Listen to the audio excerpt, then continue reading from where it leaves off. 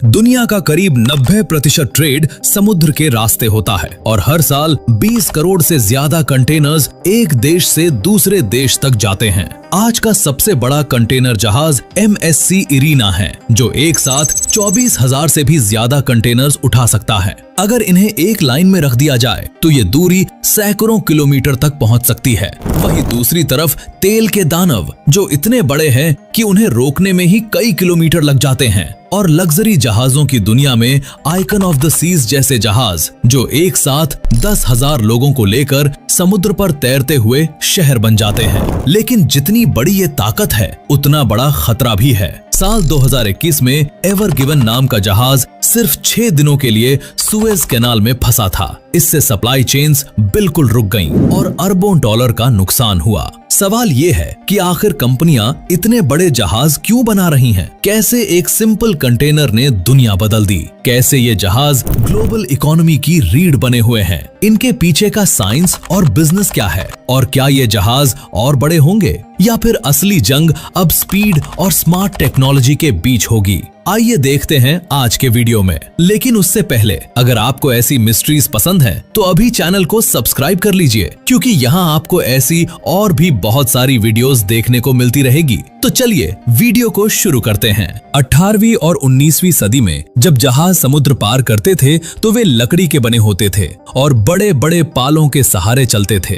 फिर industrial revolution आई, जिसने सब कुछ बदल दिया। भाप के इंजन और लोहे ने जहाजों को पहले से ज्यादा मजबूत, तेज और बड़ा बना दिया। लेकिन असली क्रांति 20वीं सदी के बीच में आई, जब साल 1956 में मैल्कम मैकलीन नाम के एक बिजनेसमैन ने एक बंदरगाह पर खड़े होकर देखा कि मजदूर एक एक करके सामान जहाज में लोड कर रहे हैं। ये प्रोसेस बहुत धीमी थी, इसमें कई दिन लग जाते थे और सामान टूटने और चोरी होने का खतरा भी रहता था। तभी उसके दिमाग में एक पावरफुल आइडिया आया, क्यों ना सारे सामान को एक स्टैंडर्ड मेटल बॉक्स में बंद कर दिया जाए, जिसे बिना खोले सीधे ट्रक, ट्रेन और जहाज के बीच ट्रांसफर किया जा सके। यही से शिपिंग कंटेनर का जन्म हुआ और इसी एक आइडिया ने पूरी दुनिया के ट्रेड सिस्टम को बदल दिया।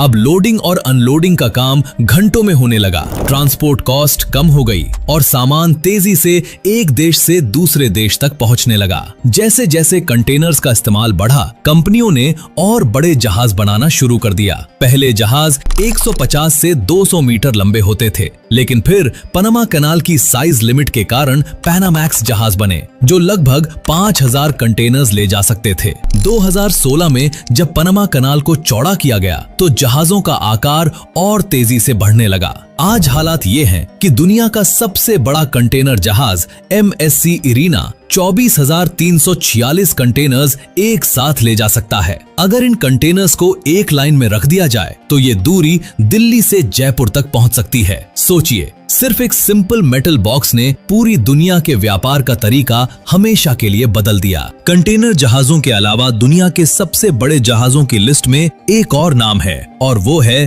तेल ढोने वाले जहाजों का। इन्हें कहा जाता है VLCC, very large crude carrier, और इससे भी बड़े होते हैं ULCC, ultra large crude carrier. यही जहाज दुनिया की ऑयल सप्लाई को चलाते हैं। सऊदी अरब से निकला तेल इन जहाजों में भरकर इंडिया, चाइना, यूरोप और यूनाइटेड स्टेट्स तक पहुंचता है। अगर ये चेन रुक जाए तो दुनिया की इकोनॉमी लिटरली ठहर सकती है। लेकिन इन सब में एक जहाज ऐसा था जिसने जायंट शब्द का असली मतलब बदल दिया, सी वाइज जायंट। इसकी लंबाई 458 मीटर थी। आपको जानकर हैरानी होगी कि एम्पायर स्टेट बिल्डिंग की ऊंचाई 443 मीटर है, यानी ये जहाज उससे भी लंबा था। अगर इसे सीधा लेटा दिया जाए तो ये कई बड़े लैंडमार्क्स के बराबर दिखेगा।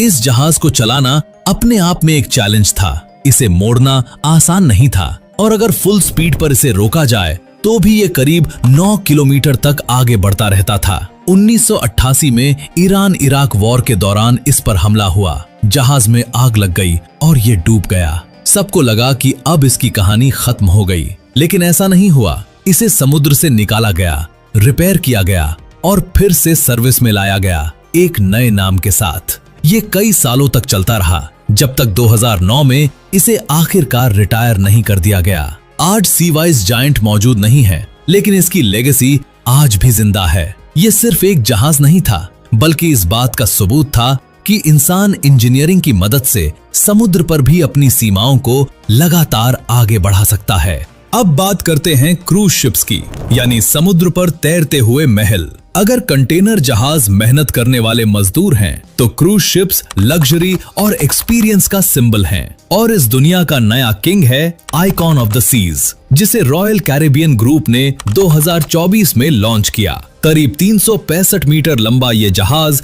एक छोटे शहर जैसा है, जिसमें 20 डेक्स हैं, यानी चलता फिरता मल्टी स्टोरी बिल्डिंग। इसमें कई swimming pools, water slides, ice skating rink, climbing walls और दर्जनों रेस्टोरेंट्स हैं, जहां दुनिया भर का खाना मिलता है। सबसे खास बात है इसके अलग अलग जोन्स, जैसे फैमिलीज के लिए अलग एरिया, एडल्ट्स के लिए अलग स्पेस और एक सेंट्रल पार्क जहां असली पेड़ पौधे लगे हैं। साथ ही रॉयल प्रोमेनेड एक इंडोर स्ट्रीट की तरह है, जहां शॉपिंग और लाइव एंटरटेनमेंट दोनों होते हैं। ये जहाज लगभग 7,600 पैसेंजर्स और 2,300 से ज्यादा क्रू मेंबर्स, यानी करीब 10,000 लोगों को एक साथ ले जा सकता है। सोचिए, समुद्र के बीच एक पूरा शहर तैर रहा है, जहां लोग कई दिनों तक रह सकते हैं, घूम सकते हैं और एंजॉय कर सकते हैं। अब सवाल आता है, इतना महंगा जहाज कमाई कैसे करता है? आइकॉन ऑफ द सीज की कॉस्ट करीब 2 अरब डॉलर्स थी, लेकिन असली कमाई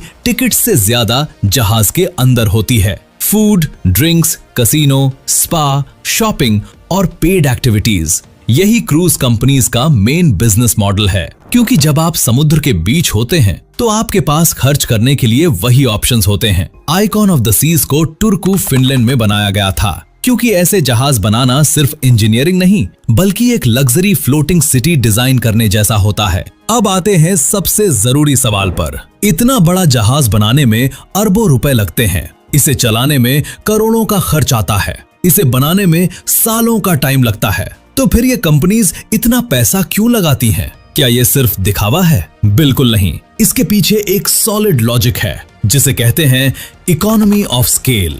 मान लीजिए आपको मुंबई से लंदन तक सामान भेजना है। अगर आप छोटा जहाज इस्तेमाल करते हैं, तो फ्यूल, क्रू और पोर्ट का खर्च कम कंटेनर्स में बटेगा। लेकिन अगर वही काम एक बहुत बड़े जहाज से किया जाए, तो वही खर्च हजारों ज्यादा कंटेनर्स में डिवाइड हो जाता है और पर कंटेनर कॉस्ट बहुत कम हो जाती है। सबसे शॉकिंग बात यह है कि आज के मॉडर्न जहाज जैसे MSC आइरीना, जिन्हें चलाने के लिए सिर्फ 20 से 25 लोगों की टीम ही काफी होती है। फ्यूल के मामले में भी यही लॉजिक काम करता है। जहाज जितना बड़ा होता है, वो उतना ही एफिशिएंटली ज्यादा सामान ले जाता है, यानी पर सामान कम फ्यूल खर्च होता है। ठीक उसी तरह जैसे एक बस कार की तुलना में प्रति पैसेंजर कम फ्यूल लेती है। आज एशिया से यूरोप या यूनाइटेड स्टेट्स तक सामान भेजने का कॉस्ट इतना कम है कि एक टी-शर्ट या स्मार्टफोन का शिपिंग खर्च कुछ ही रुपए पड़ता है। इसी वजह से आप ऑनलाइन ऑर्डर करते हैं और दूर दूर देशों का सामान सस्ते में आपके घर तक पहुंच जाता है।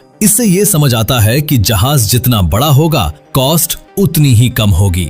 हर सिक्के के दो पहलू होते हैं। इन विशाल जहाजों ने दुनिया का ट्रेड सस्ता और तेज बनाया, लेकिन इनके साथ बड़े खतरे भी आते हैं। मार्च 2021 में एवर गिवन जहाज सुएज कनाल में फंस गया और पूरी दुनिया की सप्लाई चेन रुक गई। ये रूट ग्लोबल ट्रेड का करीब 12% हिस्सा संभालता है।